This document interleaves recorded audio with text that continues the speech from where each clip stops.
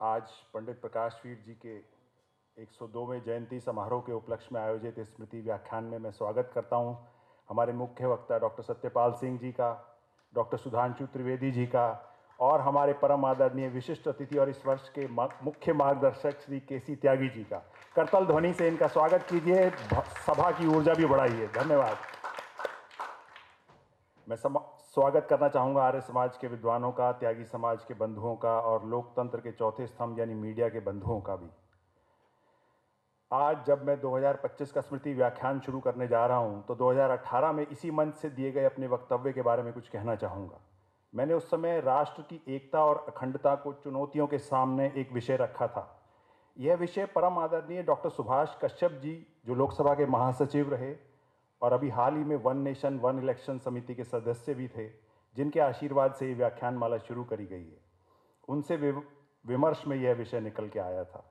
सारी बातें नहीं, 3 बातों की तरफ ध्यान दूंगा।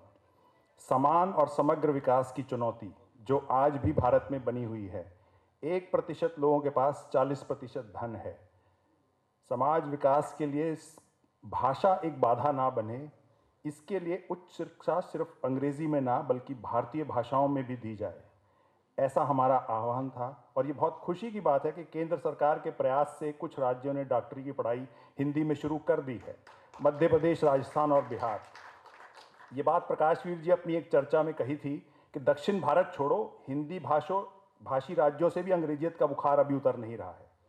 दूसरा विषय जो मैंने रखा था, राम मंदिर का विषय, जो सदियों से फंसा हुआ था, उसका निपटारा होना चाहिए। और साथ ही हमें मर्यादा पुरुषोत्तम राम के चरित्र को आत्मसात करना चाहिए, क्योंकि राम ने किसी दूसरे धर्म के व्यक्ति को नहीं मारा था, अपने ही धर्म के विधर्मी का नाश किया था। तो किसी भी इस भारत भूमि को अपनी मां समझने वाले को अकारण कोई भय नहीं होना चाहिए। और आज राम मंदिर का विषय भी सुलझ गया है, लेकिन श्री राम के चरित्र को आत्मसात करने का प्रयास अभी बाकी है। तीसरा ज्वलंत विषय धारा 370, जिसके लिए प्रकाशवीर जी संसद के अंदर और संसद के बाहर हमेशा प्रयासरत रहे, वह भी सुलझ गया है। मैं बधाई देना चाहूंगा इस सरकार को और हमारे यशस्वी प्रधानमंत्री जी को इन विषयों को सुलझाने के लिए। परंतु यह भी गौर करने वाली बात है कि कैसे यह सरकार सामान्य जनमानस की बातों को भली भांति समझ पा रही है और उस पर कदम भी उठा रही है। इस वर्ष के वक्तव्य को पे मैं शास्त्री जी के बारे में एक बहुप्रचलित व्याख्या कहना चाहूँगा कि शास्त्री जी अपने समय के हिंदी, हिंदू और हिंदुस्तान के अग्रणी नेता थे। उन विषयों पे आज मैं कुछ बात रखूँगा। हिंदी के बारे में जब प्रकाशवीर जी बात करते थे, प्रकाशवीर जी हमेशा तर्क और तथ्य से बात करते थे। 1964 के अपने वक्तव्य में शास्त्री जी बताते हैं कि भारत में एक शिक्षा मंत्री हुए श्री M.K. छागला जी, जिन्होंने मद्रास में अपने एक भाषण में कहा कि विज्ञान की शिक्षा अंग्रेजी के सिवा संभव नहीं है। तो शास्त्री जी ने तर्क रखा कि इस हिसाब से तो फ्रांस, जर्मनी और जापान में कोई वैज्ञानिक तरक्की होनी नहीं चाहिए। इसी तरह शास्त्री जी आगे बताते हैं, तर्क और तथ्यों का सम्मिलित करते हुए, कि इन्हीं शिक्षा मंत्री जी के रहते हुए जामिया मिलिया इस्लामिया इंस्टीट्यूट को उस साल में 11 लाख रुपए का अनुदान मिला और गुरुकुल कांगड़ी को 1 लाख रुपए का अनुदान मिला, जबकि के गुरुकुल कांगड़ी में MA तक की पढ़ाई होती थी और जामिया में सिर्फ BA तक की। तो इस तरीके के भेदभाव पुरानी सरकारों ने भारतीय संस्कृति के साथ किए हैं। जब प्रकाशवीर जी हिंदी की बात करते थे तो वो सिर्फ भाषा की बात नहीं करते थे, वो भारतीय संस्कृति की बात करते थे। अभी कुछ दिनों पहले हमारे प्रधानमंत्री ने राम मंदिर से कहा कि हमें मैकॉले की मानसिकता से बाहर निकलना है। इसमें सोचने वाली बात यह है कि राम मंदिर और मैकॉले का क्या संबंध, वो मैं बताता हूँ उसका मूल कहाँ से है। प्रकाशवीर जी ने 1965 के अपने वक्तव्य में कहा था, मैकॉले ने 1836 में अपने पिता को एक चिट्ठी लिखी। वो चिट्ठी पढ़ के सुनाता हूँ। कोई भी हिंदू जिसने अंग्रेजी की शिक्षा प्राप्त कर ली है, वह कभी भी अपने धर्म के प्रति निष्ठावान नहीं रहेगा। कुछ लोग ऊपर ऊपर से पालन करते रहेंगे और कुछ लोग खुल के कह देंगे कि हम ईसाई हो गए हैं। मेरा यह दृढ़ विश्वास है कि यदि हमारी शिक्षा संबंधी नीति का सही अनुसरण किया गया तो भारत में आगामी 30 वर्षों में बंगाल के संभ्रांत लोगों में एक भी मूर्ति पूजक नहीं बचेगा। इस तरीके के विचार अंग्रेजों के थे, अंग्रेजी लाने के लिए। जब शास्त्री जी हिंदुओं के नेता कहे जाते थे, वो किस कारण से कहे जाते थे, उसके भी अपने विचार रखता हूं मैं। 1964 के अपने वक्तव्य में प्रकाशवीर जी ने कहा कि जब देश का बंटवारा हुआ तो पाकिस्तान में 1,80,00,000 गैर मुसलमान थे। तब हमारे नेता गांधी जी, नेहरू जी और सरदार पटेल ने कहा कि इनके हितों की रक्षा करना हमारा परम कर्तव्य है। लेकिन जब हिंदुओं का धड़ाधड़ कत्लेआम शुरू हुआ, तब सरदार पटेल को स्पष्ट और निर्भीक चेतावनी देनी पड़ी कि या तो जितने हिंदू वहाँ से शरणार्थी बन के आ रहे हैं उतने ही मुसलमान यहाँ से आप वापस ले लो, नहीं तो उतनी जगह खाली हमें करके दे दो जिससे हम इनको वहाँ बसा सकें। इसका परिणाम हुआ नेहरू लियाकत पैक्ट, लेकिन पाकिस्तान ने उसका भी पालन नहीं किया और गैर मुसलमानों की संख्या घटते घटते 1,80,00,000 से 80 लाख रह गई। ये 1964 के आंकड़े बता रहा हूँ मैं। शास्त्री जी देहरादून की घटना का वर्णन करते हैं कि एक सभा में एक नेताजी ने बोला कि लोग थोड़ा सा ज़्यादा ही बढ़ा चढ़ा के बात कर रहे हैं, इतनी कोई हालत ख़राब नहीं है जो मारकाट हो रही थी हिंदुओं के साथ। तो वहाँ सभा में एक पंजाबी था और नेताजी की लड़की भी आई हुई थी। पंजाब से उजड़का हुआ आया भाई था। उसने क्या किया, उसने उस लड़की के गाल पे हाथ रख दिया। तो नेताजी को बहुत गुस्सा आ गया, उन्होंने थप्पड़ मारा।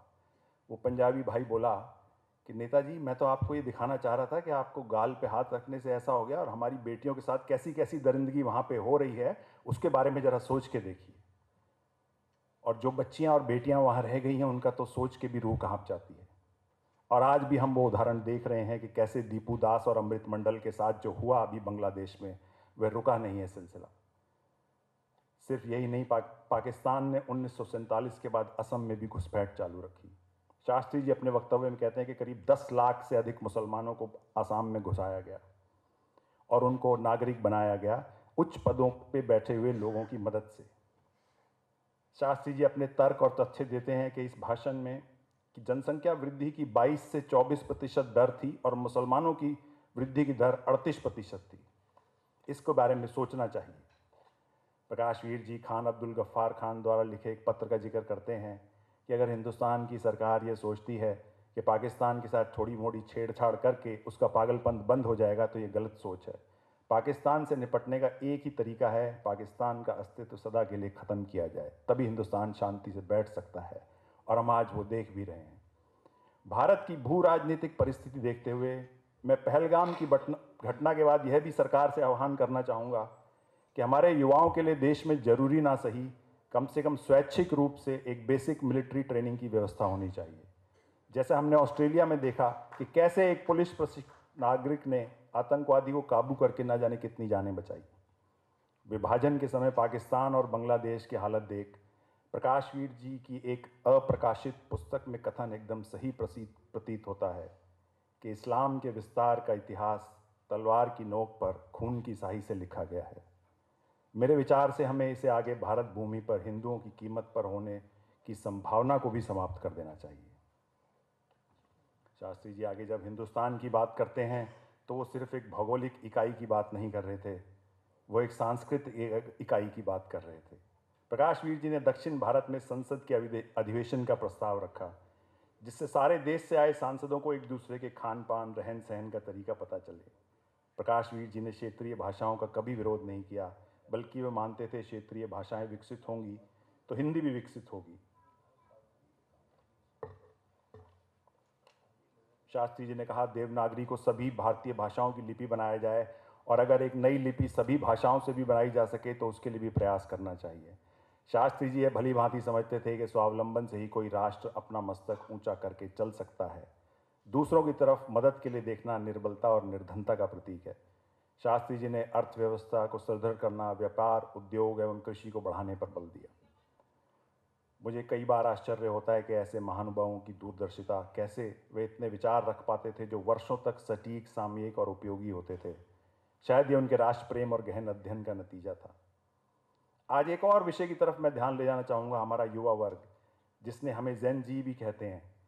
कि वो बात अलग है, कुछ दिनों तक मैं भी अपने आप को जेन जी समझता था, लेकिन जब मैं अपने बेटे से बात करी और दोस्तों से बात करी तो मुझे समझ में आया कि युवा तो मैं हूँ नहीं, पर मैं अभी वरिष्ठ और सीनियर की कैटेगरी में भी नहीं आया हूँ।